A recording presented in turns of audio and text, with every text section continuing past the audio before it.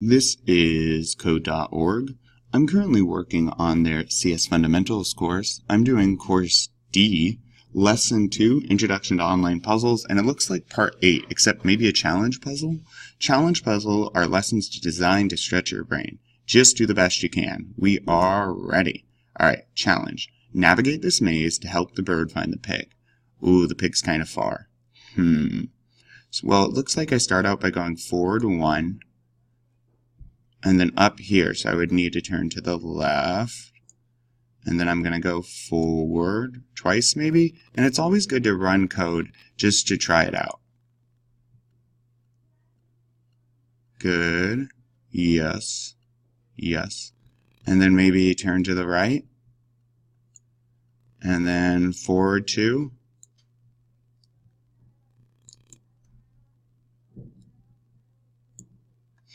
let's try that.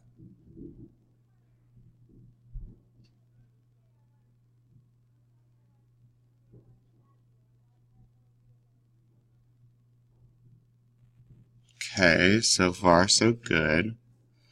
And then turn, I could go forward again. I wonder.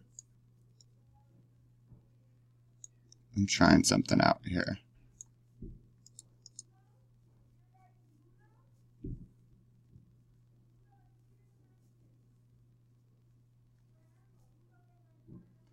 What if okay, so now let's turn to the left. Let's go forward. Let's turn to the right. Notice, let me try something.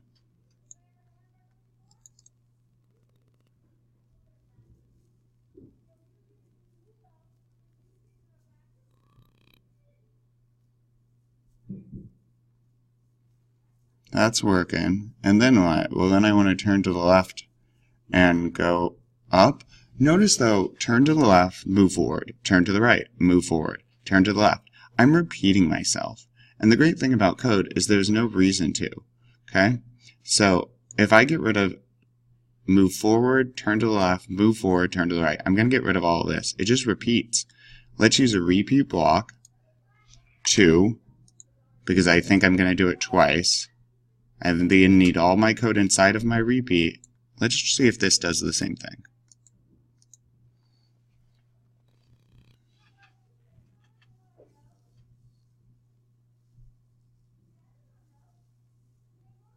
And we're repeating.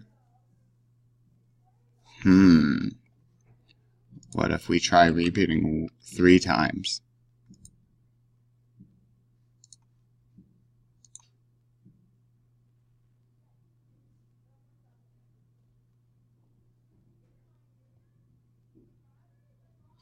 Turn right, repeats again, move forward, turn right.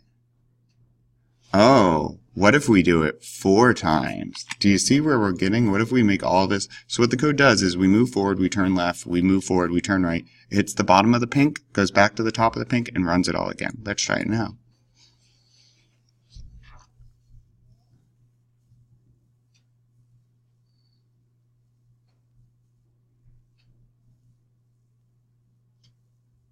Awesome. And it would be super annoying to write that code 4 times. So instead, we can use a repeat loop. That's the code that was working for me. That one's tricky.